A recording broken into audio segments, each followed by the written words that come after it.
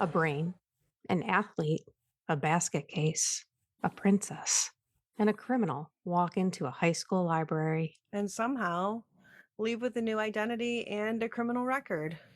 We're revisiting The Breakfast Club, the movie that told us that detention fixes everything, including assault. It's iconic, it's messy, it's time.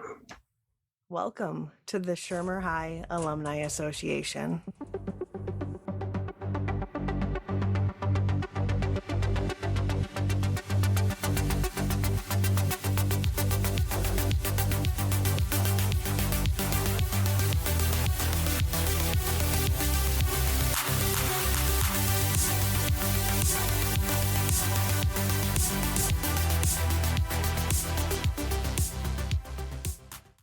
Hi, how are you?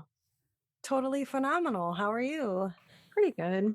Pretty fast week. It was busy. Yes, it was a busy week. Yeah. Very, very busy. So this week's movie is The Breakfast Club. And it came out in 1985. So obviously we didn't see this like in theaters. We definitely saw this on VHS. It was definitely a Friday night rental. For sure. But I think this is our first episode where it's like, this is an icon. Yeah, quintessential 80s movie. She's a queen. She holds her place in power and always will. Yes. Now, does it have a little cringe in it? Yeah, For sure. for sure. And I want to talk, we'll talk about that. But again, if you've been living under a rock, The Breakfast Club is a 1985 American indie teen coming-of-age comedy drama written, produced, and directed by His Holiness John Hughes. It stars Emilio Estevez, Paul Gleason, Anthony Michael Hall, Judd Nelson, Molly Ringwald, and Ally Sheedy. And this movie tells the story of 5 teenagers from different high school cliques who serve Saturday school, overseen by their vice principal.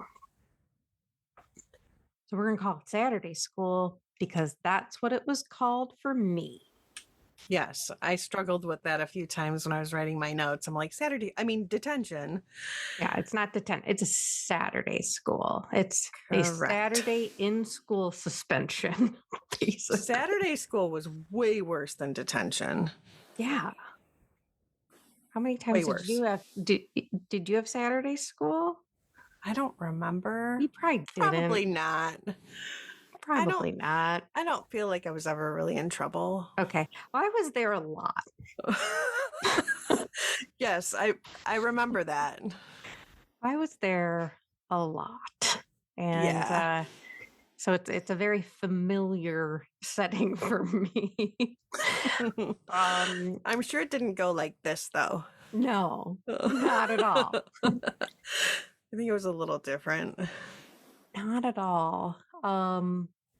I do think, mostly it was in the new cafeteria, what was considered the new cafeteria at that time. Yes. But sometimes it was in the LRC. It depended, but usually it was in the cafeteria. So you were sitting at cafeteria tables. Ugh. Could you imagine doing that now? No. Oh my God. I would last 5 minutes. Yeah. Like our backs, your butt. Yeah. Oh God. But then it all depended on who was overseeing Saturday school, how horrible it was going to be or how okay it was going to be, because I faintly remember one of the teachers that oversaw it, let us go outside, in the front. There was a grass area. I do remember that. But we didn't have free reign walking around the school or anything like that. And I do believe it was 4 hours. Yeah. Hmm. Interesting. Yeah. Yeah. So this movie definitely touches on a lot of different little micro subjects, right? Yes, it does. So it kind of, I don't know the word I'm looking for. So it talks about, like, the pressures, the social pressures put onto teenagers, which, is still true today. I did talk to the Gen Zer here about some of these subjects. And, you Yep. know, they, these students at the beginning of the movie, it looks like they have very little in common. But what we eventually come to see is that, they're not exactly different, right? Right. They all have a commonality. So then there's Mr. Vernon. Hmm. So he's portrayed that I guess you could say it's arguably he has no redeeming qualities. He constantly talks down to the students. He's in the basement accessing private files. He's flaunting his own authority. I don't know how accurate that is. I don't know if others have that experience. I didn't. But then again, our house principal was on a first name basis with our parents. Yes, he was. Our parents spent a lot of time on the phone with him about you. About you, You. Not about me. Mr. Posendek. Yes. Yes. I love that you sort of have like a lasting impression on that school though. Even like when my son went there, that like they would go, "Oh, Mr. Zabriskie, are you Kristen's son?" And he'd go, "No, I'm Janine's son." And they would go, "Oh, oh, oh, the other Zabriskie sister." Like I didn't Exist. didn't even leave an impression on You were any of off them. radar. Like no, but they knew exactly who you were. So that's good though. It was even when I was walking across the stage and I was getting my diploma. Posendek was like, "I can't believe you did it." Exactly. They were probably like, "Get her the hell out of here." Yeah, they were like, "She got go. She got Yeah. go." Here's your diploma. Get the hell out of here. But it does, Shermer High. So Shermer High, which is our namesake here at the Yes, Shermer High Alumni Association, it is is. based off of the Breakfast Club for all intents and purposes. Shermer, Illinois, which is a made up town by John Hughes, which has a real zip code. So when we get into the movie, they talk, 60062, which is Northbrook, Illinois. So anybody who kind of had that in their head that it was in Illinois, this is why, because that's a valid zip code, which I thought was that was interesting. But they shot it they did shoot it in Illinois at the Maine North High School. The actors in this movie were all like up and coming. This movie was the movie that really coined the term brat pack, Yes. right? So you had Molly Ringwald and Anthony Michael Hall, both of whom were 16 Yes. when this filmed, which was great. They were actual high school aged actors. And then you had Grandpa Judd Nelson there.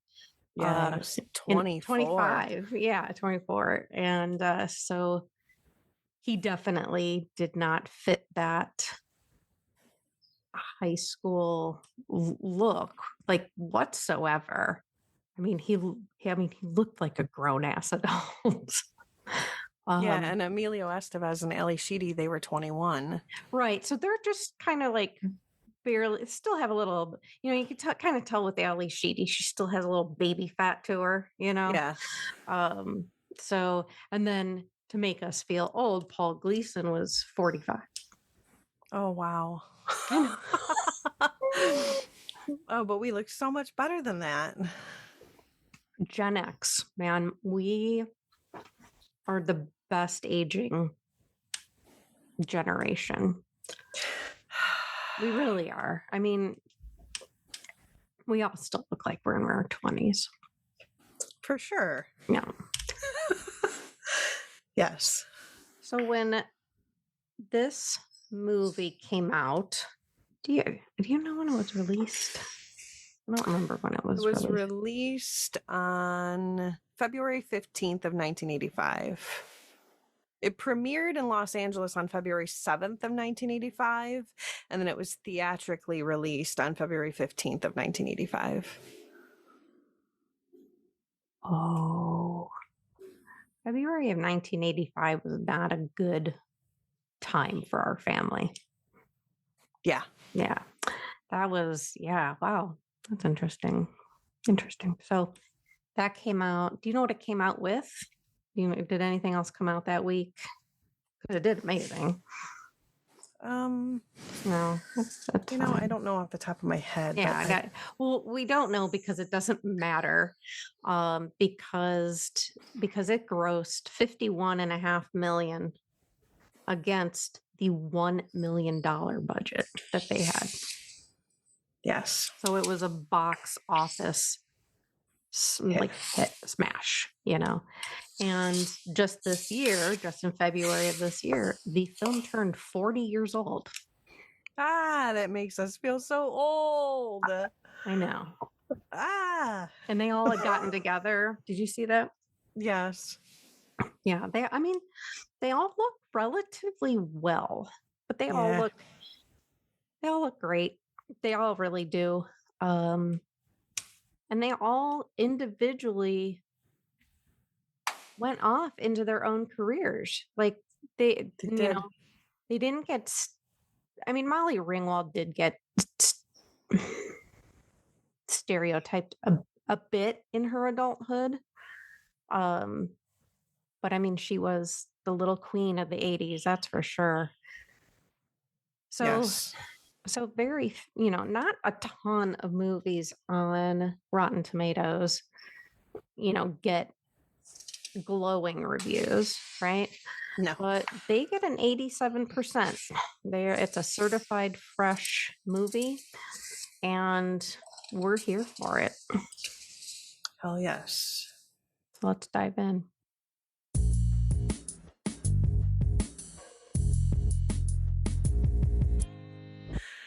So the plot of the movie is essentially that these 5 students show up for what we call Saturday school or detention. And the 5 students who arrive are Brian Johnson, who is the brain, Andrew Clark, who is the jock, Allison Reynolds, who is sort of the loner weird girl, and Claire Standish, who is the popular princess, and then of course John Bender, who is the rebel.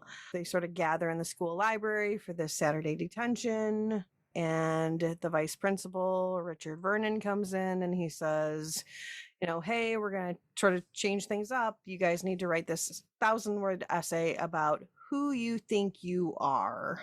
The movie actually starts with a quote from David Bowie from the song Changes. And from what I read, this was actually suggested to John Hughes by Ally Sheedy. She really loved this quote, and she thought that it fit into the movie really well, and he loved it too, so they added it. I'll read the quote for those that don't know. And these children that you spit on as they try to change their worlds are immune to your consultations. They're quite aware of what they're going through. So yeah, they added that to the movie because they thought it was pretty cool. The beginning is kind of funny, that the parents are dropping them off, and, you kind of see I think Brian's mom and sister is funny that it's really his mom and sister that Yeah. are dropping him off for Yeah. detention. I think you made a little note about the license plate. Oh yeah. EMC squared.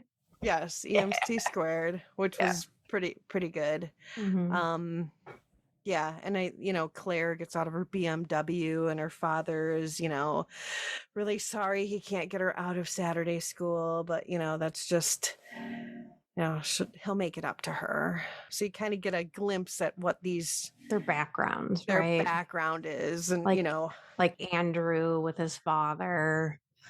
yes, and Andrew with his father, who is kind of telling him, "You don't want to blow your ride, man. Like you screwed up, and don't ever do it again," is the premise that you get from him. The intro is fun, and then once they get into that library is when they have to kind of learn who each other are. Mr. Vernon comes in. He's like, "Hey, you got to write this essay. Do you guys have any questions?" I love that Brian is like, or I'm sorry, John says, "Yeah, I got a question. Does Barry Manilow know that you rate his wardrobe?" I'll give you the answer to that, Mr. Bender, next Saturday. Don't Again, mess with the bull, young man. You'll you'll get the get the horns. horns. That's it's such a stereotypical contentious relationship between, the rebel and the administrator. Yeah, just for speaking out, he gives him like multiple detentions just for talking back to him. Essentially, Right. like he didn't really do anything wrong. I get it that He was he talking pulled the back. he pulled the fire alarm, Yeah. which gives you a good reason to go to detention. But all he's doing is talking back, and then he gives him like an additional 6 Saturday school. So it's like, yeah. So then So Mr. Vernon leaves the room, and that's when things get interesting. So it was right after that where Bender was like, let's get the prom queen impregnated. Like, whoa, bro, what? Like, Yeah. that escalated quickly. Yeah, so his plans are, let's close the door, and then what? We're gonna like gang up on her? Right. Like, what an interesting take, right? Like, you're so rebellious, and yet your rebellious act is sexual assault. Yes. Like, and it's such a theme across movies in the 80s. That Like, you would was never like, hear a line like that today. You would never no. hear that. And that's what, and John just keeps going, right? He just keeps going and, asking if Andrew and Claire Yeah. are boyfriend, girlfriend, Yes. lovers. Tell me, Sporto, do you give her the hot beef injection? What the fuck? Yes. I mean, at least, like back then we didn't think anything of it. That it was just like, wow, he's kind of vulgar. But you didn't think about how Well, we were young inappropriate enough it to think it was. was hot dogs. Like, Yes, yes. I don't think and it's funny, there's so many movies that they make like little comments like that like, we're like in our 40s that you go, "Oh my God, that's what that meant?" right. Like, Yeah, and that, later on when this would get syndicated on TV, this was definitely one of the ones that got dubbed over. Like, for he sure. was not allowed. Can you imagine what is said on TV today? And think Yeah, back then, and they dubbed over hot beef injection. yeah. Yeah. Like, So they and have that, this nice little conversation about that, and then John, Andrew. Is it Andrew that says faggot? yeah, but that's John also calls, does he say to Claire, or does he say to Brian, "Hey, Cherry"? Oh, he says it to Claire. "Hey, Cherry." Like, is that how you address people? Like they're virgins? Yeah. I don't know. People used to call me Red all the time. Like, hey, Red. Well, I mean that was different because they were talking about your hair color. He's But talking I about the think, fact that she's a virgin. oh, is he? I just figured Yeah. he was talking about her hair color. No, he's talking about the fact that she is a virgin. Hmm. And then Andrew calls John a faggot. It's just so crazy to me. And it is and it isn't that. And it was also written on the locker, right? Yeah. Bag was written on the locker.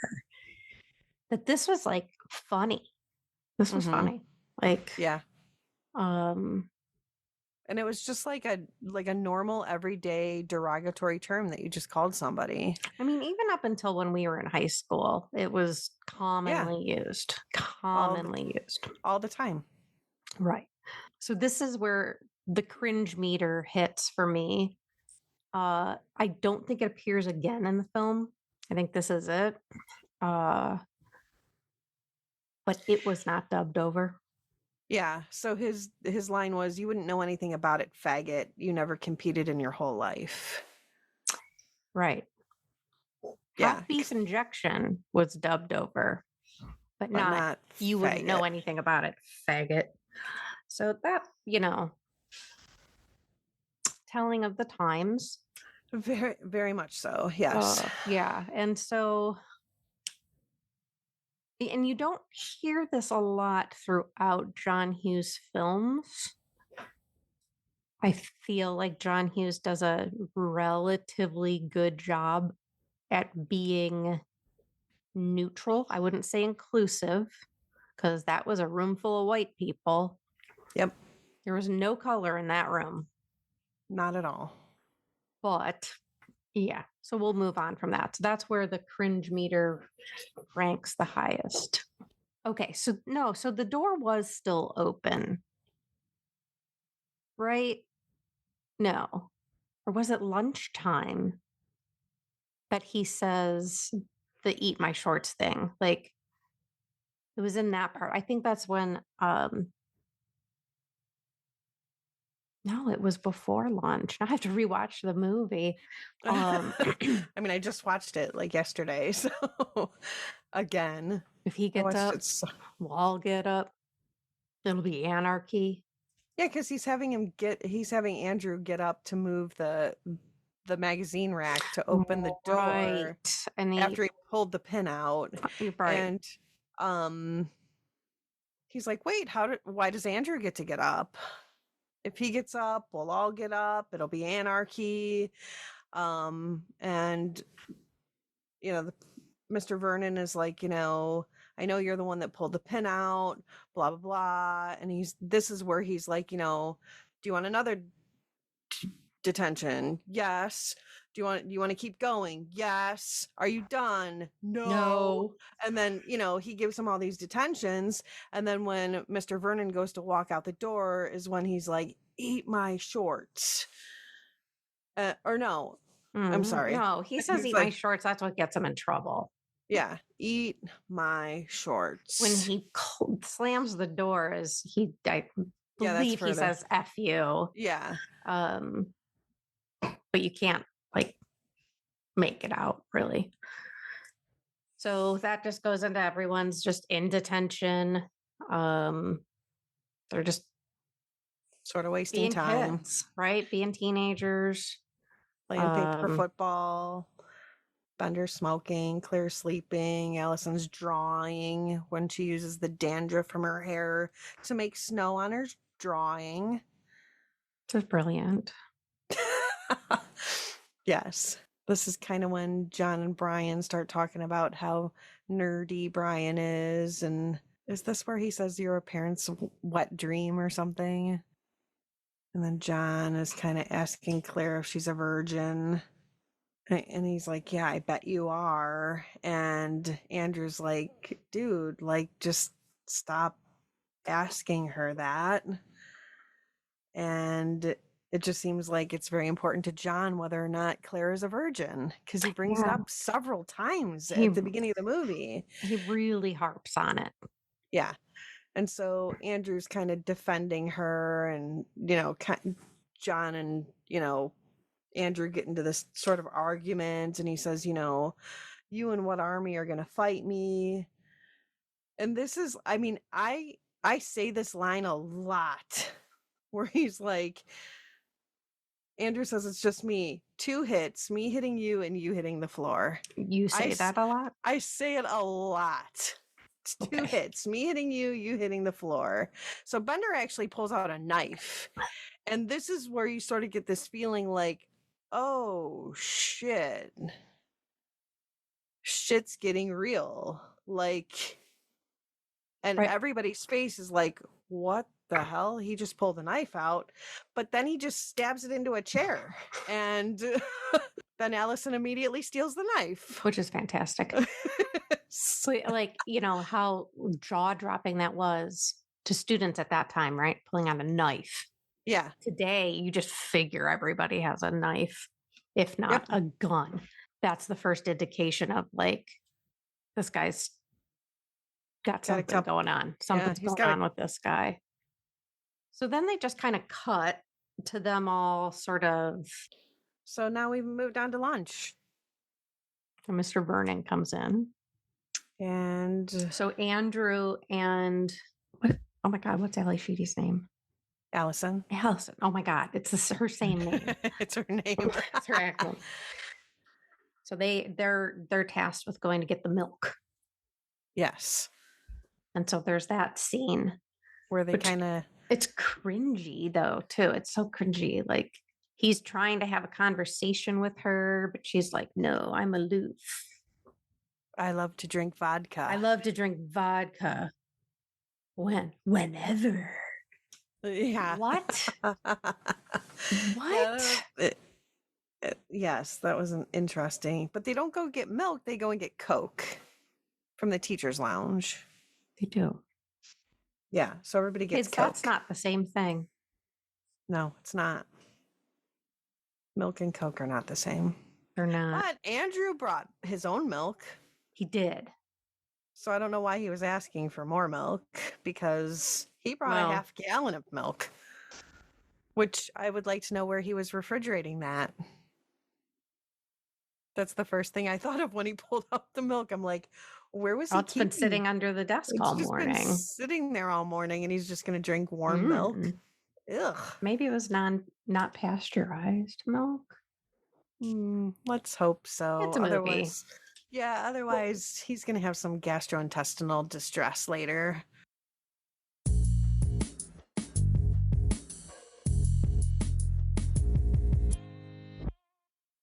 Yeah, so everybody brought lunch. Claire brought sushi. John didn't know what it was. Well, right. Where was that all morning as well? That's even worse than the milk. Like, right. Just built-in refrigerators underneath these desks. Sushi. Like, ew. Did that just sit out for the past 4 hours? Gross. Ew. Yeah. Even if it was like a California roll, like gross. It would still be warm and all. Yeah. I'm hoping that they had a refrigerator that they were allowed to put their lunches in. We just didn't see that scene. It got cut. Yeah. Of them all going to a properly refrigerated cooler and getting their stuff out. Yes. That's what we're going to go with. We sound like moms now. Yeah. I really hope that you refrigerated your lunch. Literally zero people, like 0 kids seeing this movie was like, God, I hope that was refrigerated. Yeah, that milk was probably really disgusting. Yeah, so Andrew brought a gigantic lunch. So he pulls out 3 sandwiches. He's got this giant bag of cookies. He's got that half gallon of milk. He has this large bag of potato chips, not like what you would bring in a lunch. He brings like a full-size bag of potato chips, and then he pulls out a banana and an apple, and John is just staring at him like, what the hell is all of that? And then Allison makes her really awesome sandwich. So I have a question about that. That she had pickle and pimento. Who made her the pimento loaf sandwich in the first place? If her parents ignore her, like maybe they have like a driver or a nanny, or maybe like who made her that? Because if she made it, that doesn't make sense. Who made her the sandwich? I mean, I assume that her parents probably give her, like, basic human needs. No, I don't think they do. No, no, no, no, no way. My parents ignore me. Then your mom ain't making you a pimento loaf sandwich. Not. Hmm. So I'm Unless thinking maybe maybe they have she, staff. Maybe they have staff. Maybe like a because whoever drops her off in the morning, I was trying to figure this out. That was a Cadillac, wasn't it? think so. I think it was a Cadillac. And it was her And parents. I don't know though, I because she think kind of moves forward like to say bye, but they just pull away. it's her But parents. hmm, Everyone else had parents. Like she had parents and they ignored her and for drove some away. reason it gave me the indication that, like, because she was in the back seat, so I was like, maybe she's very rich and they have a chauffeur. No, it was her parents. And Okay. they ignored her. Yes. Okay. So somebody made her a lunch. Somebody made her lunch. Maybe she just picked it up at a corner store. Or maybe she packed it herself and then she decided she didn't really want that. Yeah. Anyway, so she throws it up on the statue. Yes.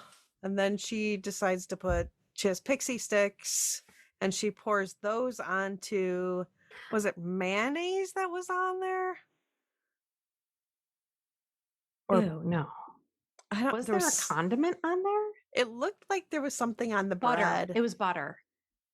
Butter. It's butter. Okay, that makes it worse. And so she Then pours, mayonnaise? well, what would you put on a sandwich with pimento loaf? Butter? No, I just remember reading that it was butter. I don't like that sandwich makes no fucking sense. None. What the Because if it's butter, it really doesn't make sense. But if it's mayonnaise, then that makes the pixie sticks really disgusting. right? Anyway, there's something on that sandwich. She puts pixie sticks on it and then she adds Captain Crunch Fuck yeah. on top of that. And then she eats it like this is something she normally eats. And then Brian pulls out this, like, little kid lunch that's like he Juice has box, soup in a, like, a little thermos. thermos, and then he's got PB&J with the crust cut off.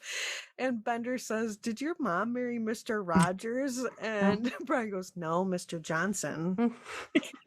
Uh, It was good. So like then they start. going back to Allison's lunch because I'm not going to get over this. Apparently, I think that is such a excellent example of Gen X diets. We were Yes. all raised on preservatives, right? Yes. I was just talking to one of our cousins yesterday, and I was telling her about like I don't, I'm done cooking. I don't really cook anymore. Leave that up to Tavia for the most part. I've been a mom for 31 years. I'm tired. And I will absolutely eat a bowl of frosted flakes for dinner. Oh, yes. Absolutely. And that is fine. See, right? Like, Yes. I think we're the 100%. It's only, just so much easier to right. just throw some cereal in a bowl and, well, I I had have to Eggo use oat waffles milk, for but dinner last night. I find that acceptable. Like, I me like, too. so it's just, I think that's a very unique Gen X thing Yeah. that we were the latchkey kids, right? We were the first latchkeys. Hmm. We were really that first generation with divorced parents, more common than not. We for better or worse have parents that are still married to each other, but we did have a period of time where we were latchkey. Yep. So you were responsible for feeding yourself at, a very young age. And so, So a well, Pixie Sticks and Captain yeah, Crunch I'm like, cereal yes, sandwich girl. Yep. sounds about right. Mm-hmm. Yeah. Because So it if it doesn't gross me sounded, out at all. I'm like, yeah, I yeah, if see it it. sounded good, then you were like, Yeah, this is what I'm eating. I'm going to do this. So her lunch was the one I related to the most out of all the lunches. So, Yeah. um, Definitely not the sushi. that, I don't even think I knew what sushi was until I was like an adult. The whitest white girl thing you've ever said. Yes, I really didn't. And I don't know that I've ever eaten sushi, really. Well, you're a vegetarian. Yeah, but they make vegetarian They sushi. do. No, no, no. I know, but it's I've not just like, never, I don't know, it's not appealing to me, but my son can eat sushi like it's going out of style. oh I yeah. mean, he'll eat all the sushi, raw, whatever. He eats all of it. But you Ugh. fed him fish growing up, didn't you? Yes. Yeah. Yes. See, and we weren't raised that way. I fed him everything. I mean, Yeah. he has such a vast palate. He'll eat anything. And that's the same with the girl. Like she was raised to eat all the things Yeah, and she'll try anything once, but we weren't raised that way not at all. at all. Unless you want Spam Oriental. You could have, oh God. That is a Gen X meal. Maybe just in our house. I don't know. I don't think that was a thing. Didn't But Dad, tuna helper was common in our I made home. that the other night. Did you? Yes. I randomly saw it at the store and I was like, "Oh my god, this brings back a memory." And I'm like, Tuna "I'm buying." tetrazzini? Yeah, I think it was that. Yeah, that was the one that I got. So I made that for the boys for dinner. So this is the scene where we get some insight into John Bender's home life. Yes. This is where we get real with Bender. He shows Andrew that cigar scar. Yep. He talks about how, for Christmas he got a carton of cigarettes, and that so he got the scar from spilling paint in the garage. Mm-hmm. And basically he alludes to the fact that not only him but his mother are physically abused by his father. Yes. So it kind of gets everybody into this realization that, oh shit, kind of feel bad for him.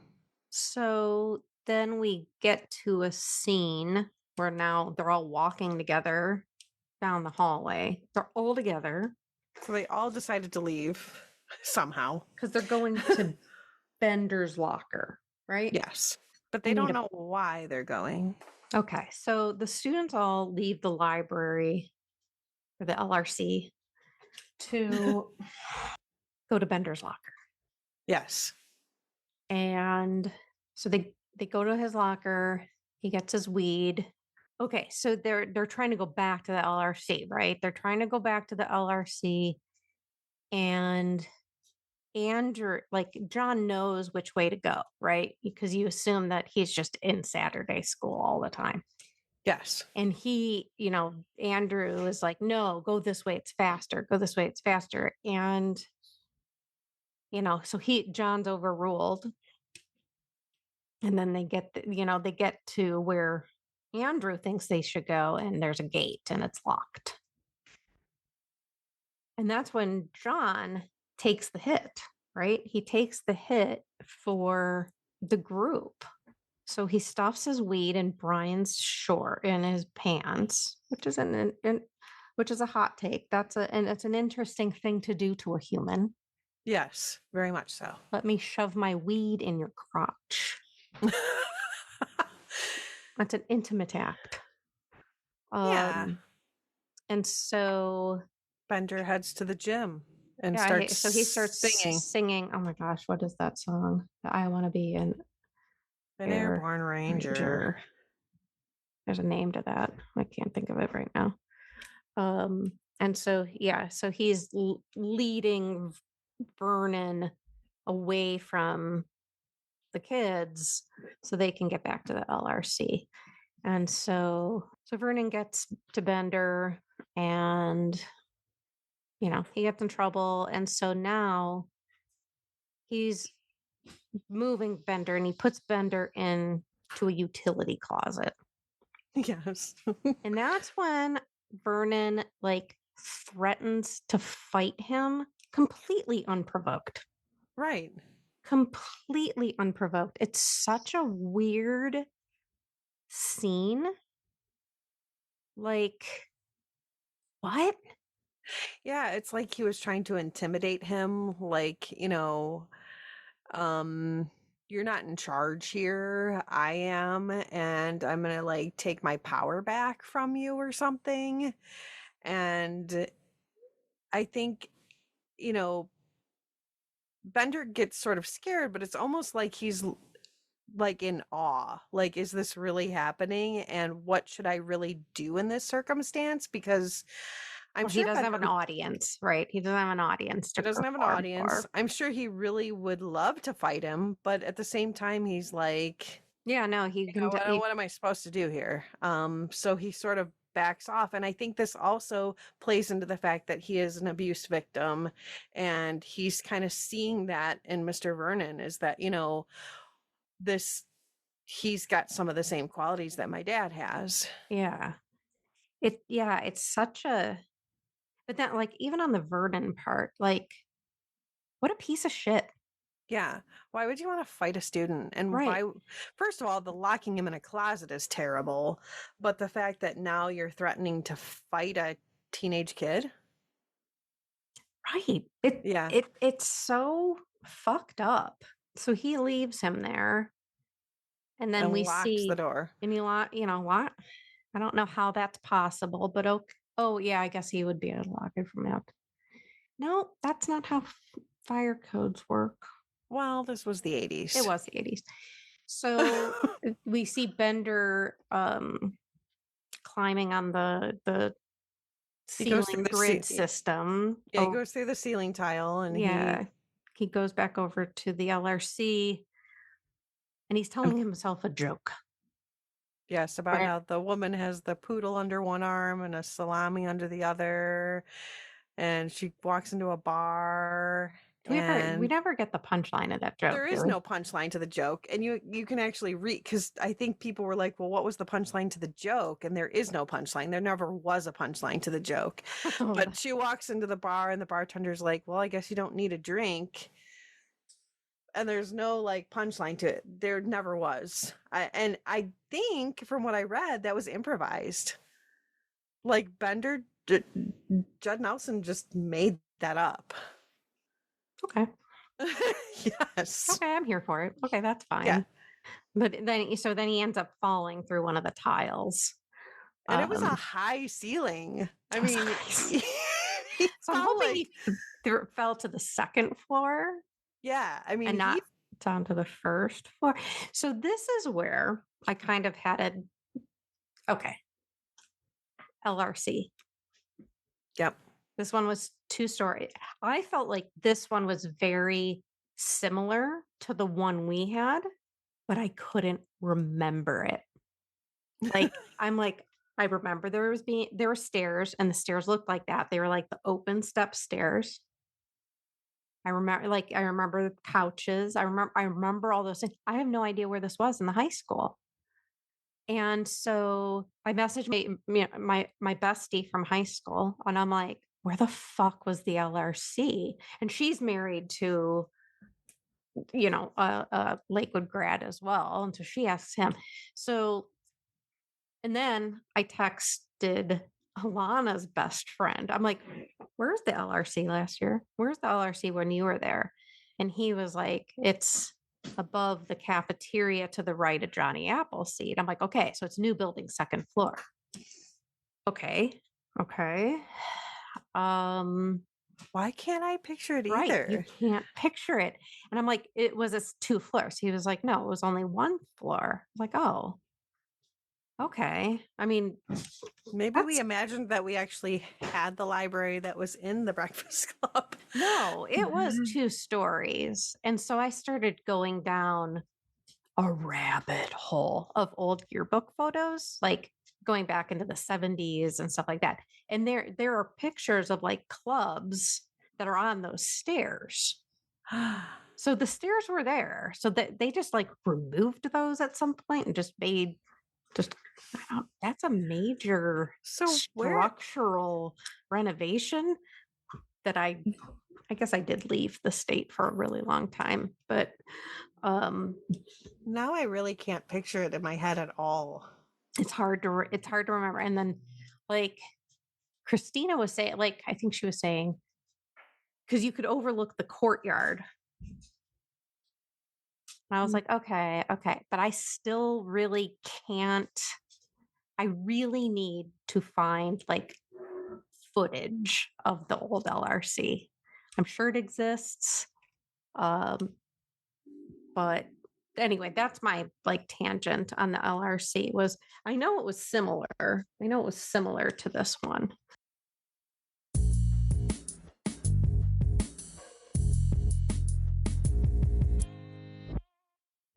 So we got Yeah. Bender back in the LRC. And Yep. so they're all sitting around. So they're all sitting around smoking joints. Yes. But Andrew is up in one of the study rooms, hotboxing himself. It's like, oh my God, you're very familiar with Yeah. this recreational drug because you understand hotboxing. Yeah. That he decided to go in the foreign language room and close the door. Right. And then he goes back in and screams so loud that the glass shatters. Yes. And And what's funny, that's not what weed does. no, and my husband notated while I'm watching this is that, Andrew comes out of that room and he starts dancing like a maniac and he's like hopping over like Yeah. bookcases and Like like, you like just going absolutely ape shit. And my husband's like, weed doesn't do that to you. You'd probably want to lay down and take a nap, but you're not jumping over bookcases. Like, what the hell? They made this out to be like they were like, doing coke. right. Like maybe it was laced with coke. I don't know, but that is But that not was a what weed lot does. of activity out of Andrew. Yeah. I have personally never um felt that um from from the From the marijuana. from the marijuanas. Yeah, I think that would be the general consensus from marijuana smokers that Yeah. you're not going to be dancing like a maniac. You're And not jumping bookshelves. yeah, I don't think so. I think that So that scene doesn't make very much sense. it doesn't make any sense. I think the most relatable is Brian. Yeah, for sure. Brian to me is the most relatable out of that. And That again, he's just so funny. it is. It's very funny. Oh, oh, he's and again I think he's talking to. I don't remember where this is, but you see his watch. Yeah. And he's got that classic Casio with Yes. the With the number pad, calculator. Yes. and that is a core memory in our house. It is. Shout out to Don Shout out to Zaberski. Dad because he had multiple of those, but he didn't have like the black plastic one. He had like the silver metal one. Yeah. He had He like had the like fancy one. the corporate He had the edition. corporate edition calculator watch. Yes. For the professional man. I do have a Casio. I did buy one. It doesn't have a keyboard, but Aw. yeah. So, and then here we go again. So now we're going to talk about virginity again. Again. And so I'm over talking about this. Like it's just too much. Yeah. Everybody's virgins, blah, blah, blah, blah, blah. Then we So start talking about why So they then ended they're up up. on the second floor, right? They're sitting in the circle. This was Yep. that scene where they're sitting in that circle, shooting the breeze. Okay. So they're all sitting around in a circle, kind of talking about What they did to no, get detention. didn't they did they started off with what they did to get into detention Yeah. and then they went into their talents? Yeah, because I remember they talk about their talents and then they kind of get into the end where they're sort of like arguing amongst them and Claire does the thing with her lip gloss, and then they talk about Yeah, so they talk about their it. detention first. You're right. Yeah, you're right. Yeah. And then they sort of argue, and then Brian's the one who sort of changes the subject. Like, do you want to know Yes. what do you want to know what I did to get in here? And then they start talking about that. But like the talents part was kind of whatever. That's why I kind of Yeah. left it out of my notes. Yeah, it was a break. So we learned that Andrew um played a prank and taped Larry Lester's buns together, Yeah. which kind of grosses me out. So this is like a bunch of naked boys Mm-hmm. in a high school locker room, and a nerd, I guess some nerdy guy, right, who's very hairy, is also naked. Like, is it gym class? Is it, what is it? Why are they in the same vicinity of each other? One. And then you're like, I'm also naked and I'm going to hop on top of this guy and tape his buns together. And his friends are all cheering him on and laughing, and they just think it's hilarious. Because he wanted to make his dad proud. Yeah, which is pretty interesting. So it's some sort of psychological reason that he thought that his dad would be proud that he like Because his fit. dad used to do pranks and stuff like that, but his dad never got caught. Right. That's why. But Yeah. then he gets into that empath, that empathy piece where he's like what gets him is like Right. Larry's father Yep. having to get that call. And then Larry having to explain to his dad what What happened to happened to him. him? Right. So we start to see a little bit more complexity come out about that relationship between Andrew and his father. Basically, that his dad just pushes him and pushes him and pushes him to be like the You got to be best. the best. You got to be the best. And Andrew has this hatred towards his dad for being so like pushy to him, and basically says, he's a mindless machine. He just wants me to keep going. And, you know, that's upsetting to Andrew. So then Brian talks about what he did to get detention. Basically, he thinks that he's stupid because he decided to take shop because he thought that it would be an easy A and he could keep his grade point average up. But he quickly realized that shop is not for stupid kids. And that was sort of a stereotype that people had, was that, well, if you take shop, it's easy. And Bender even makes a comment about that. Why'd you think that'd be easy? Why'd you think that shop would be easy? Have you seen Because the type of people who take shop? I take right, shop. right. So basically, Brian kind of had this image of shop kids that, hey, this is just a stupid class that, you can pass really easily. And Brian realizes that even though he's extremely intelligent, book smart, he couldn't get the lamp that he made to light up. And no matter how smart you are, sometimes, you might not be good at something that other people are very good at. Right.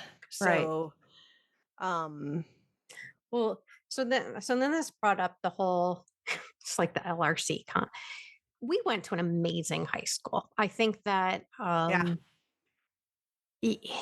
I think about it today, and I think about when I was in eighth grade, getting the course catalog for Lakewood High School. It was a book.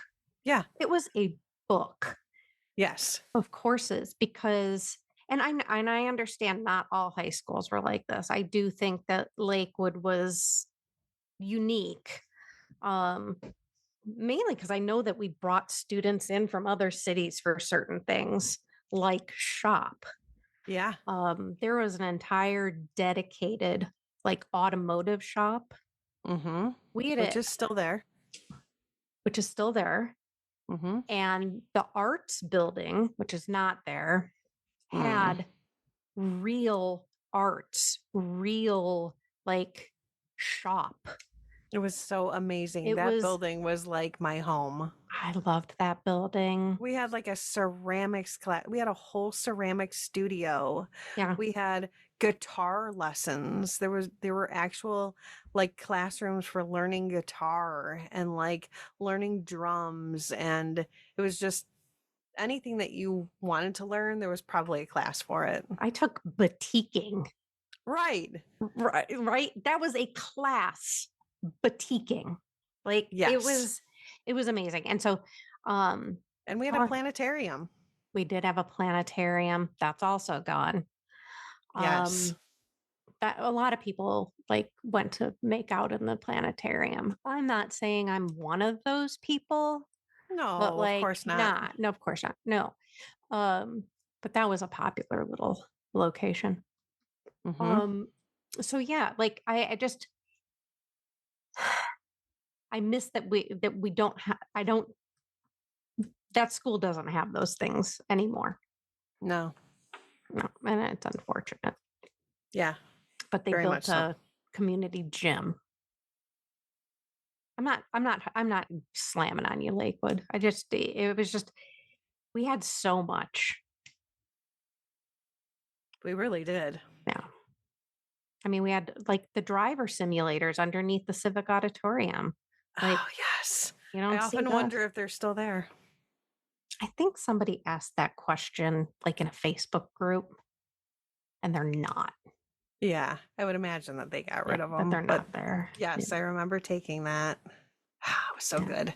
Anyway, so So he failed shop because, and then so um this scene confuses me. So this is when Brian explains why he got good. detention was not because he failed shop. It was Right. because he brought a gun to school. Yes. Not any gun. He brought a flare gun. Yep. And they all kind of laugh about that. Yeah, like, um, but we kind of did. We kind and it of went dig. off. No, they just found it, right? No, it went off in his locker. So the flare gun went off in his locker, and everybody kind of laughs about how funny that was. But we kind of do dig into Brian's explanation of why he brought the gun to school. Brian explains that, they kind of say, well, why'd you bring the gun to school? And he wouldn't really answer that question. Yeah. But then he does kind of say, well, it's because I can't Can't have an have an F, F. and my parents will not accept an F. And so I was kind of considering what my options were. And so he alludes to the fact that he considered taking his own life because he Hmm. cannot have an F. And that's a And very real thing among, yes, AP people. All yes, AP people out there. We're not in that group. you would be more in that group than Mm. I ever was, but yeah, Like that kind of pressure um, to excel yeah, is very real, and it's very real today, especially with parents who are projecting their own failures onto their kids. So like that was a real thing. And I'm not saying they lighten it, but it's like, what were you going to do with a flare gun, dude? right. That wasn't And it kind of proves that he might not have really known what he was doing, and that he didn't realize that a flare gun was not something that, would actually harm him. right. Well, I guess it would harm It would him, but not. harm them, but I mean, He gets that off his chest, and I he think gets off the officer shots and then they start talking about their talents, right? no, I think that the talents were before they talk about why they were in detention. But it wasn't really of note. Well, because it was after they talked about detention, because Andrew says his talent is taping all your runs together. Oh, yes. Yep. Right. So then this is okay. So this is a pivotal part in the movie because it's the exact scene. Well, let's talk about Claire and John in this scene where I mean, he just lays into her by your poor drunk mother. Like, how does he know where her mother is? One, um, He really paints a picture, doesn't he? he really does paint a picture, and it's just, it's, I don't know. I feel it was too much John versus Claire. And it wasn't a versus, it was just John at Claire the entire movie. Yeah. So, of course, what's going to happen? They're Which going I to fall in mean, love. Like, I guess I kind of get the idea of like the outcast sort of kind of having this unspoken tiff with the really popular stuck up snobby kids. And so I think that that's sort of the idea of their relationship, is that he just sort of has this, I'm going to personally attack you because you think you're better than everybody else, and I'm going to cut you down. And so I mean, I get that, but also he is really mean to her. um and I don't think, I mean, I'm guessing they've never really talked before this Saturday school. So he didn't really have any ammo for attacking her. no. So this conversation is the end of where Brian it changes the subject back to, hey, do you think we'll all be friends after we leave detention? And Claire answers, no. I'm going to be honest with you, no. And it's the most real thing, right? Yeah. Yeah, no, we're not friends at all. Like he's like, I consider you guys my friends. Ugh, really? Yeah. And Bender's like, tells Claire that she's a bitch. Brian's crying. And like the whole scene is just kind of like, yikes. Brian says like, that him and Allison are better people than the rest of them because, Allison's kind of like, I don't have any friends. So of course I would be friends with you, Brian. If I saw you on Monday, yeah, I'm going to acknowledge you. We are friends. Um Which Claire's like, and well, of course you would. Like, you look up to us. So, right. Yeah. Well, of course you guys would be, because I mean, we're, people of your caliber look up to us because we run this school. And Brian's like, you're so conceited, Claire. you're so You're so conceited. conceited. And Brian You know just what, says, Claire? yeah, Fuck fuck you. you. Fuck you, Claire. It's just out of his mouth. It's just so awkward. It's so weird. Don't don't swear, Brian. Yeah. Don't swear. It Yeah. doesn't fit you. Uh and I know we're kind of jumping around a little bit because this scene does go on for quite some time. Allison just making up the whole story about the shrink Yes. and he nailed me, but I don't think it can be considered rape because I paid him. Like, girl, what? Yeah. And that, they had sex several times, but, and he's married, and, Claire's like, that's disgusting. Disgusting. And how can you live with yourself like that? And ultimately they find out that she's just a big liar. Yeah, I'm a compulsive liar. Yeah, Cool. I'd say so. So, yeah. That's something to make up, I guess. Is that So how they close that? Is that how they end that scene? They're all laughing about something. You guys are laughing at me. they're laughing at Brian because the flare gun went off at his No, locker. that's not how that scene ends. it ends with Ally Sheedy saying, "Oh, you guys are laughing at me." Now I have to turn the movie on. No, no, we're not laughing at you. Oh, she says why she's in detention. Oh, because she has nothing better to She had do. nothing better to do. That's why they're laughing. And then that's where we cut to the "We Are Not Alone" scene. I don't know what room he's in. He's It's in like like a like, yeah, it's like a oh, full it's like blown a record. radio station. Oh, yeah, Yeah, okay. that's got to be like the school radio station room. And so he's putting on "We Are Not Alone." Yes. And everybody starts dancing.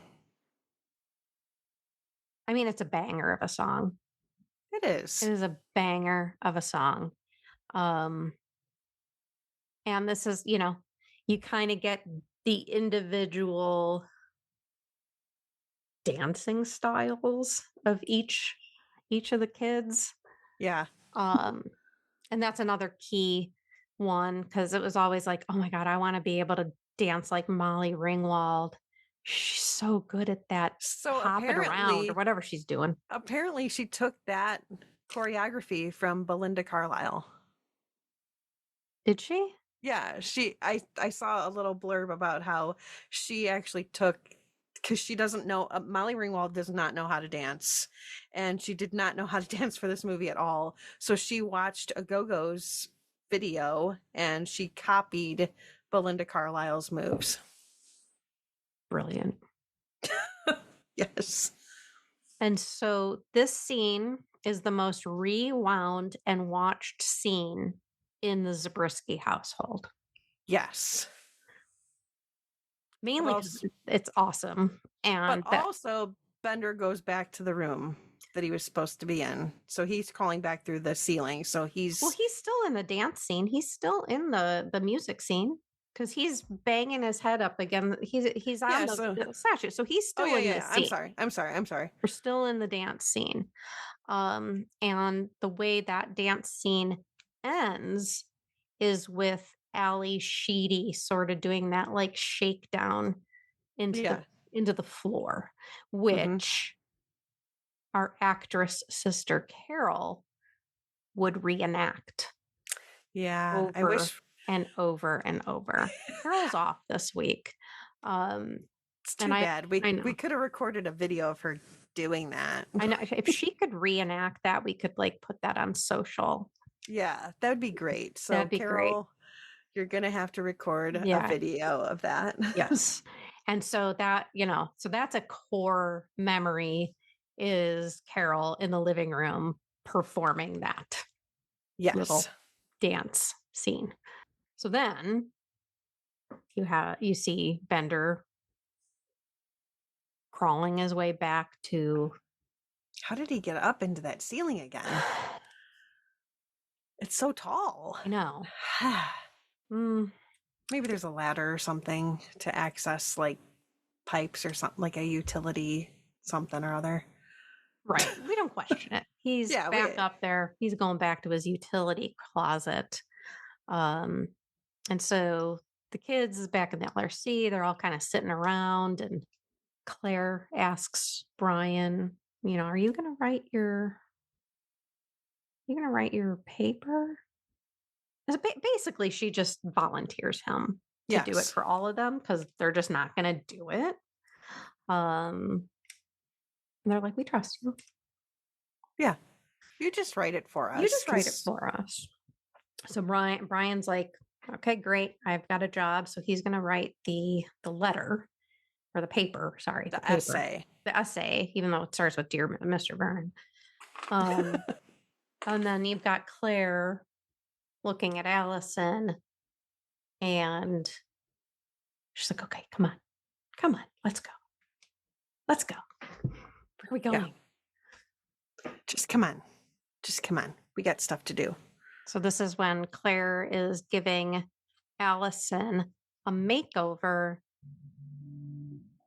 because obviously her look is just unacceptable. And so let's make you beautiful. But There's who actually doesn't love a good makeover scene? that's true. But the funny thing is that you notice in this scene is that she's using this eyebrow brush. She's sort of penciling in and using this eyebrow brush. And earlier in the movie, when they're sort of going through everybody's personal stuff, Mm-hmm. Bender takes that makeup brush out of Claire's stuff and he's brushing his teeth with it. So it's the same brush that Bender is brushing his teeth with, looking in the little mirror. And then now she's using it on Allison on her Yummy. eyebrows. Mm. Yeah. Allison is now made over. She's a She's new made woman. over. But before we see her, we cut to Claire, who somehow knows the exact utility closet that Bender Yes. is in. And she's able to access it. Yeah. And so they have their moment. It's like, okay, whatever. And she kisses him on the neck. Yeah, that was And he's weird. like, why'd you do that? Because I knew you wouldn't. Then we cut back to Allison emerging from her makeover out of that little room. And Andrew is just dumbfounded and smitten. He is smitten. He is smitten.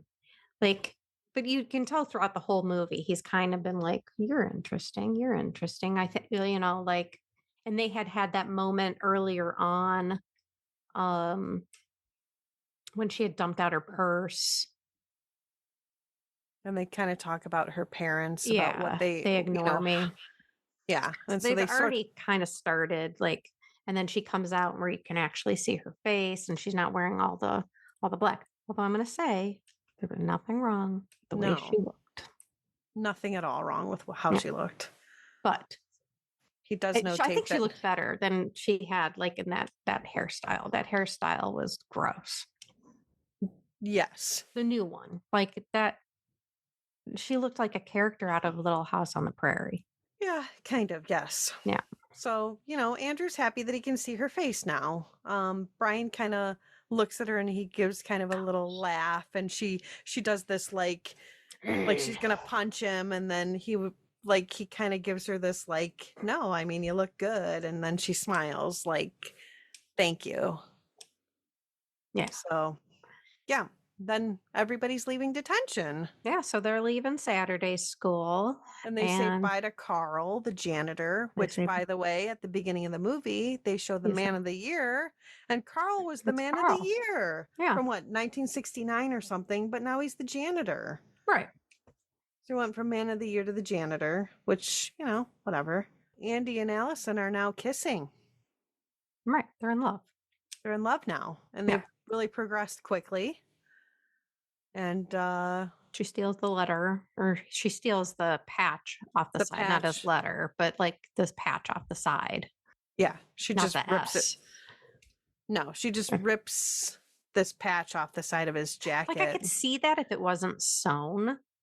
Yeah, I'm like if it was stitch witcheried, I could see. I could see. Could like easily rip that off. But and then Claire gives Bender one of her diamond earrings. Yes. This is weird for me that he's like kissing her, like essentially right next to the front wheel well of the car. Yeah. So like like as a parent, you're sitting there in the driver's seat and you can see like this dude kissing your daughter who is, if I'm the BMW dad and I'm looking at my, princess daughter kissing this guy who looks like Bender, I'd be like, what the actual fuck is happening? Right. And I'd probably get out of the car and be like, what is going on here? Like, you were here for Saturday school. What is going on? Get your mouth off of him or whatever. But like, he just sits there and they kiss and then she gets in the car and they just sort of drive away. And like, it's just kind of strange. Like, does this happen often that she's just like, well, I think it happened quick enough that like there was no reaction time because she immediately sort of bows out from under him. Like the way she Yeah. moves is sort of like, okay, I'm going to get away from you now. It's weird. Yes. So yeah. So they just take off and Bender puts his earring in and he starts walking and you kind of go back into, cut back to the LRC and Mr. Vernon's in there and he finds the essay from the Breakfast Club. Right. And you can hear Brian's voice He's doing a voiceover. and he says, "Dear Mr. Vernon, we accept the fact that we had to sacrifice a whole Saturday in detention for whatever it is we did wrong. But we think you're crazy to make us write an essay telling you who we think we are. You see us as what you want to see us, in the simplest terms, the most convenient definitions. But we found that each of us is a brain and an athlete and a basket case, a princess and a criminal. Does that answer your question? Sincerely yours, The Breakfast Club." So they basically come together to realize they're all of those things Yes. collectively. So then you got Bender coming back across the football field. And they didn't have a great way to kind of wrap this up. They wanted him to do some different things in this shot. It was Judd Nelson that came up with the fist to the sky. Yeah. Because they had him doing a few different things and nothing really felt right. But then he did that, and it was like, okay, yeah, that's it. Yep. And that was the end of The Breakfast Club, 1985. John Hughes. Did it age well? Yes. Yeah. It's a Yes. classic. It's a classic of our time. If you have never seen The Breakfast Club, which collectively You throughout shouldn't have listened. If you've never seen it, you shouldn't have even listened to this podcast. I have talked to quite a few people in the past few weeks that have actually said, yeah, I don't think I've ever seen that. And I was like, That's crazy. excuse me? What? How could you have not seen The Breakfast Club? Right. Like, I feel like it's constantly on TV. It's a classic. It's like, I feel like if you haven't seen this movie, you're not So I even think living this, life. I think this is Shermer Alumni Association Hall of Fame. Absolutely. Absolutely. We absolutely adore this movie. 5 stars. I think it's 5 stars. It's so relatable. It brings you so back into your own experiences. Maybe not everybody. Maybe it's just me who had Saturday school all the time. Yes, I you think did. I still have those Saturday school like slips because I have Ooh. like a folder of like high school paperwork. I don't know where it is. It's somewhere in storage, but I think I still have them, like where Oh they're my signed God. by Mr. Posendek and then signed by me. Oh my God. So yeah, I think I have them. It's a great, going down memory lane movie. Coming of age, definitely. And it does have an innocence about it. And that's the beauty of John Hughes. It's not raunchy, at the time, we've got things like Revenge of the Nerds and Porky's and, movies like that where it's like raunchy comedy. And this was innocent, more, Yeah. coming of age. So I think that's what makes it stand up to the test of time is, outside of the very many times it talks about Claire's virginity. I mean, that's as raunchy as it gets. Yeah. So we love you. We love you, Breakfast Club. And I'm glad we watched this one this week. It was great to kind of go through this one again. It's a treat to watch. Yes. Agreed. All right. I think that's all we have for this week. It is. Gosh, yes. And Carol will be back until next week. Thanks for joining us. Thanks for joining. Bye.